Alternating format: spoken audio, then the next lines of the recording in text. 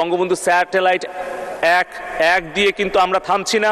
মাননীয় স্পিকার, মাননীয় প্রধানমন্ত্রী বিগত দ্বাদশ জাতীয় সংসদ নির্বাচনের আগে উনি স্মার্ট বাংলাদেশ রূপকল্পে ঘোষণা করেছেন আমাদের এখন কমিউনিকেশন এন্টারটেইনমেন্ট স্যাটেলাইটে 40টা বাংলাদেশের টেলিভিশন, এখন এই যে বিটিভি, সংসদ টিভি এবং প্রাইভেট চ্যানেল সবগুলো কিন্তু বঙ্গবন্ধু স্যাটেলাইট 1 দিয়ে চলছে। এমনকি বিদেশি 20টি স্যাটেলাইট চলছে।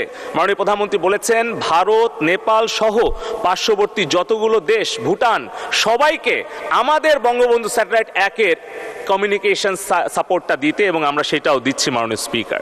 এবং মাননীয় স্পিকার, মাননীয় প্রধানমন্ত্রী বলেছেন এখন আমরা আর্থ অবজারভেটরি স্যাটেলাইট, ডিফেন্স স্যাটেলাইট, আমাদের সিকিউরিটি স্যাটেলাইট নিজস্ব থাকবে। আমরা 8টা থেকে 10টা নিজস্ব স্যাটেলাইট আগামী 4 বছরের মধ্যে, অর্থাৎ এই সরকারের মেয়াদে আমরা ইনশাল্লাহ মহাকাশে উৎক্ষেপণ করব বঙ্গবন্ধু স্যাটেলাইট 2, এবং যেটি আমাদের একদিকে সুরক্ষা দেবে, অপরদিকে পরিবেশগত উন্নয়ন, শহরায়ন, নগরায়ন, ভবিষ্যৎ পরিকল্পনা, আগাম বন্যার হাত থেকে রক্ষা, সব জায়গায় আমাদের সেই বঙ্গবন্ধু স্যাটেলাইট 2 আমাদেরকে সহযোগিতা করবে।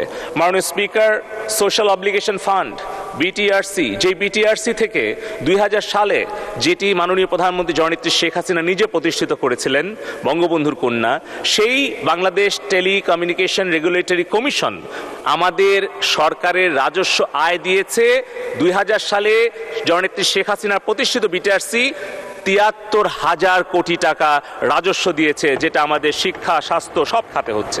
এবং আমাদের সোশ্যাল অব্লিগেশন ফান্ড থেকে আমরা 117টি চর, দ্বীপ, দুর্গম অঞ্চলে বঙ্গবন্ধু 1 স্যাটেলাইট থেকে আমরা শিক্ষা, স্বাস্থ্য সেবা প্রদান করছি। মাননীয় স্পিকার, আমরা 2041 সালের স্মার্ট বাংলাদেশের অভিযাত্রায় 4টি স্তম্ভ আমরা মাননীয় প্রধানমন্ত্রী জননেত্রী শেখ হাসিনার কাছ থেকে পেয়েছি।